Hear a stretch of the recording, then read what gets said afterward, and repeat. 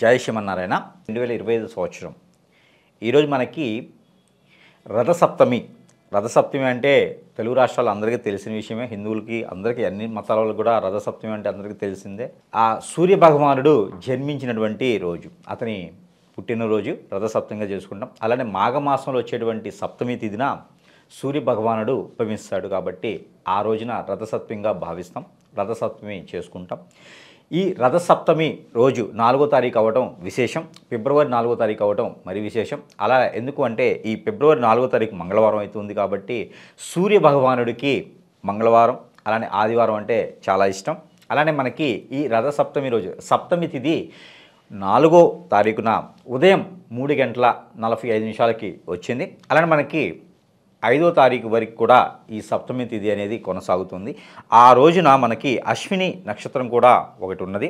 ఈ అశ్విని నక్షత్రం మంగళవారం అలానే మనకి సప్తమి తిథి ఇవన్నీ కూడా ద్వాదశ రాశుల వారు అందరికీ భూమి మీద నివసించేటువంటి 64 కోట్ల జీవరాశులు అందరికీ కూడా ఈ సూర్య భగవానుడు ఉదయించడం, ఆ సూర్య భగవాను యొక్క కిరణాల వల్ల మనం జీవించడం అనేది చాలా గొప్ప విషయం. కాబట్టి అలాంటి సూర్య భగవాను యొక్క పుట్టినరోజున మనకున్నటువంటి దోషాలు ఏవైతే ఉన్నాయో అవన్నీ కూడా పటాపంచలయ్యేందుకు ఒక చిన్నపాటి వీడియో మనం అంటే రెమెడీస్ చూద్దాం. ఏమున్నాయి ఆ రోజు ఏం చేయొచ్చు అనేది చూసినట్లయితే కనుక రథసప్తమి రోజున ఉదయం సూర్యుడికి బింబం అంటే ఉదయించే సూర్యుడి కన్నా ముందుగానే బ్రాహ్మీ ముహూర్తంలోనే కనుక మనము లేచి మనకి దొరికేటువంటి ప్రకృతిలో లభించేటువంటి నువ్వుల నూనె అలానే కొబ్బరి నూనె అలానే మనకి ఆముదము అలానే మనకి దొరికేటువంటి వేప నూనె ఏవైతే ఉన్నాయో ఈ నూనెలో ఏదైనా సరే మనకి దొరికితే కనుక మీకు ఒళ్ళంతా కూడా ఆ నూనె అప్లై చేసుకొని ఉదయించేటువంటి సూర్యకిరణాలకి కనుక మీరు ఆశీనులైతే ఆ సూర్యకిరణాలు మీ మీద ఒక 21 నిమిషం వరకు మీ మీద పడేలా చూసుకొని ఆ తదుపరి ఆ సూర్యుడు ఉదయించేటువంటి కిరణాల్లో నీరుని ఎండబెట్టుకొని ఆ కిరణాలు ఆ నీటిలో పడి ఆ నీరు వేరుగా అవుతాయి. ఎర్రని పూలు మందార పూలు ఆ నీటిలో వేసి అలానే మీకు మందార పూలతో కనుక మరి పన్నీరు మందార పూలు అలానే మీకు కర్పూరం పచ్చకర్పూరం వీటితో పాటు మీకు అందులోనే పచ్చకర్పూరంతో పాటు ఉప్పు ఏదైతే సైంధవ లవణం అని దొరుకుతుంది మనకి రాక్ సాల్ట్. ఈ రాక్ సాల్ట్ ఒకవేళ లేకపోతే మీకు సముద్రపు ఉప్పు ఏదైతే ఉందో ఆ ఉప్పు అయినా సరే అందులో వేసుకుంటే మెంతులు కూడా మంగళవారం కాబట్టి ఆ రోజున మెంతులు కూడా వేసుకోవచ్చు. అలా వేసుకున్నటువంటి నీటిని ఉదయించే సూర్యుడి కిరణాలకి వద్ద ఉంచేసి ఆ నీటిని కనుక మీరు స్నానం ఆచరించినట్లయితే కనుక ఆ స్నానం ఆచరించడం కూడా ఒక విశేషం ఉంది. ఎట్లా అంటే మనకి పెళ్ళి చేసుకునేటువంటి తరుణంలో ఎవరైతే అబ్బాయి తరపున 7 తరాలు అమ్మాయి తరపున 7 తరాలు అని చూస్తాం. అలానే మనకి 7 తరాల్లో ఉన్నటువంటి పాప కార్యాలు ఏవైతే ఉన్నాయో 7 తరాల్లో మనం తెలిసి తెలియకుండా చేసినటువంటి ఏవైతే చెడు ఉన్నదో 7 తరాల వాళ్ళు ఎవరైతే ఉండకుండా జీవించకుండా ఉన్నటువంటి వాళ్ళు మన పూర్వీకులు ఎవరైతే ఉన్నారో వీళ్ళందరూ శాంతించేందుకు స్వర్గద్వార దర్శన నిమిత్తం కూడా ఆ రోజు క్రియలు ఉంటాయి.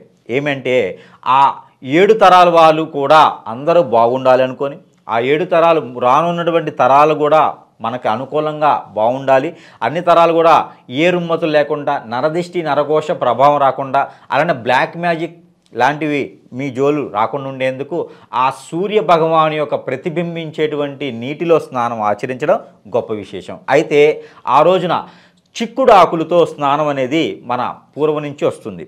ఈ చిక్కుడు ఆకులకు సంబంధించినటువంటి పెద్ద కథే ఉంటుంది. కథ చిన్నగా మీకు చెప్పాలి అంటే కనుక రామాయణ కాలంలో ఎవరైతే రాముల వారు సీతాదేవి ఉన్నారో వాళ్ళు అరణ్యానికి వెళ్ళేసి అజ్ఞాతవాసం అయిపోయిన తర్వాత ఎవరైతే ఈ 14 సంవత్సరాలు అరణ్యవాసం అజ్ఞాతవాసం అయిపోయిన తర్వాత రాజ్యాన్ని పాలించేందుకు రానున్నటువంటి కాలం ఈ రథసప్తమి రోజునే వాళ్ళు తిరిగి మళ్ళీ రాజ్యానికి రావడం అనేది జరుగుతుంది.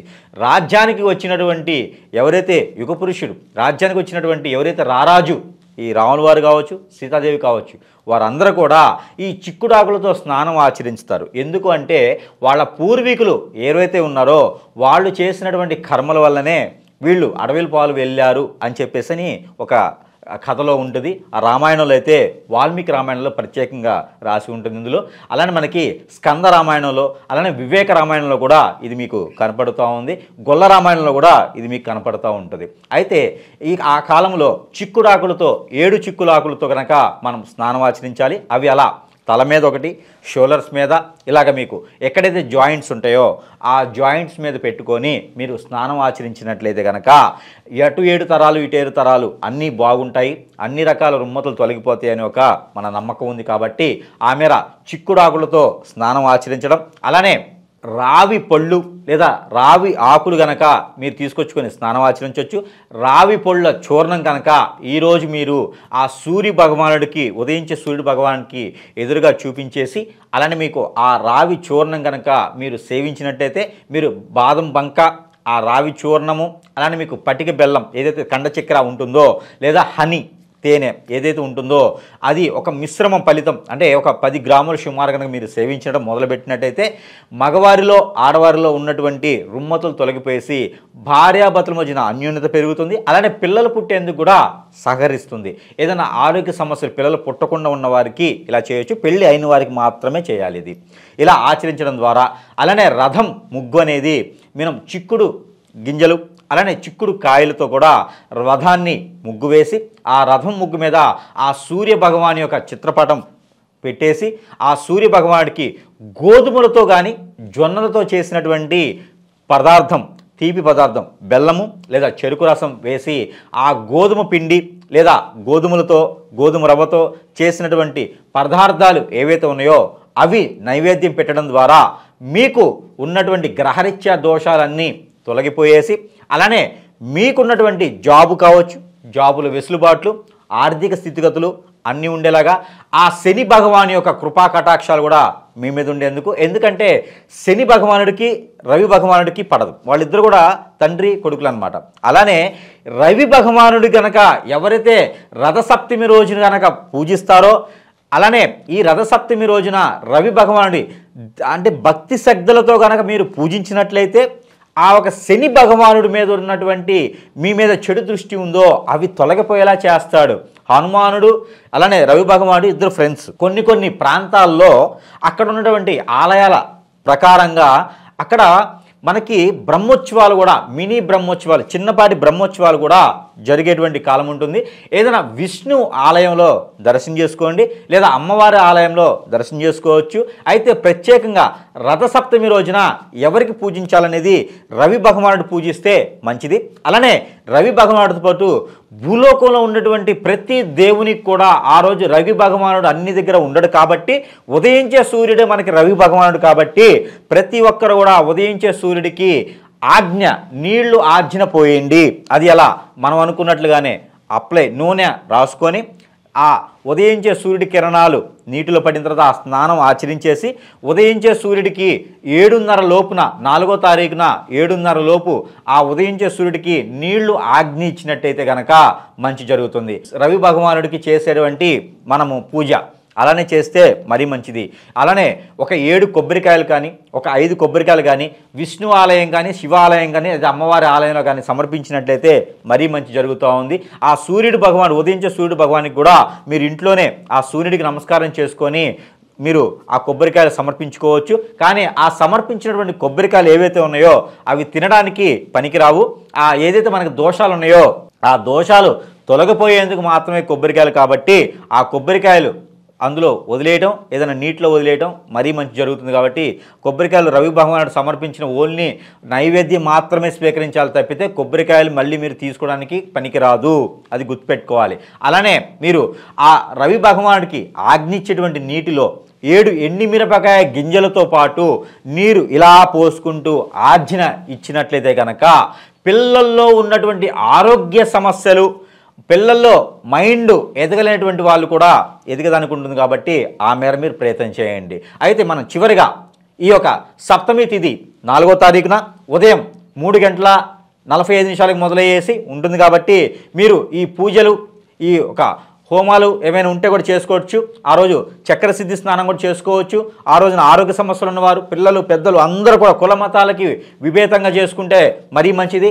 ఈ రవి భగవానుడు అన్ని మతాలకి అనుకూలమైనటువంటి దేవుడు కాబట్టి ప్రతి ఒక్కరు కూడా ఆచరిస్తే కూడా మరీ మంచి జరుగుతుంది. కాబట్టి ఆడవాళ్ళు, పెద్దవాళ్ళు, పిల్లలు, మగవారు అందరూ కూడా రవి భగవానుడికి ఉదయించేటువంటి సూర్యుడికి ఎవరైతే ఉన్నారో ఆ రోజున మీరు నమస్కారం చేస్తే కూడా మంచి జరుగుతుంది. కాబట్టి చిక్కుడాకుల స్నానం మరీ మంచిది కాబట్టి అందరూ ఆచరించండి. అయితే ఉదయం మనకి ఏదైతే 3:45 మొదలయ్యేటువంటి సప్తమి తిథి ఉందో ఆ తిథి నుంచి మనము పూజా కార్యక్రమాలు అన్నీ కూడా 7:50 వరకు కూడా చేసుకునేటువంటి అవకాశం ఉంది. కాబట్టి 5వ తారీఖున చేసుకోవడానికి లేదు. మంగళవారం 4వ తారీఖు మాత్రమే రథసప్తమి చేసుకోండి, అనుకూలంగా ఉంటుంది. పెళ్ళిళ్ళు కానిటువంటి వాళ్ళు కూడా చేసుకోండి, అనుకూలంగా ఉంటుంది. కుజ దోషాలు, రాహు, కేతు అన్ని దోషాలు తొలగిపోయేసి మీకు అనుకూలంగా ఉంటుంది. కాబట్టి ఆ రోజున మీరు చేయాలనుకుంటే కనుక మీ పెద్దవాళ్ళ ఆరోగ్యం బాగాలేకపోతే, తండ్రి ఆరోగ్యం బాగాలేకపోతే, కొడుకులు కూతుళ్ళు ఎవరైనా ఉంటే వాళ్ళు గోధుమలు దానం ఇవ్వండి, మరీ మంచి జరుగుతుంది. ఆ రోజు ఆ రెడ్ కలర్లో ఉన్నటువంటి క్లాత్ దానం ఇవ్వండి, మరీ మంచి జరుగుతుంది. కందులు దానం ఇవ్వండి, మరీ మంచి అనుకూలంగా ఉంటుంది. ఆర్థిక స్థితిగతులు కూడా మీకు అనుకూలంగా ఉంటాయి. కాబట్టి ఈ మేర అందరూ ప్రయత్నం చేసేసి ఈ యొక్క రథసప్తమి రోజున పూజలందరూ చేసుకొని మీకు సంబంధించినటువంటి దానాలు ఇచ్చుకుంటే కనుక అందరూ ఆరోగ్యాలతో ఉండేటువంటిదిగా ఉంటుంది. ఆ ఒక దేవాతి దేవుడు రవి భగవానుడి ఒక కృపా కటాక్షాలు వీక్షిస్తే మీరు ఆయన ఒక కృపా కటాక్ష దర్శనం కూడా మీకు జరిగితే ఆయన యొక్క కృపా కటాక్షాలు మీ మీద ఉండేందుకు ఆస్కారం ఉంటుంది. కాబట్టి ఈ మేర అందరూ ప్రయత్నం చేసేసి అందరూ అదృష్టవంతుల వారిని నేను కోరుకుంటా ఉన్నాను. జై శ్రీమన్నారాయణ.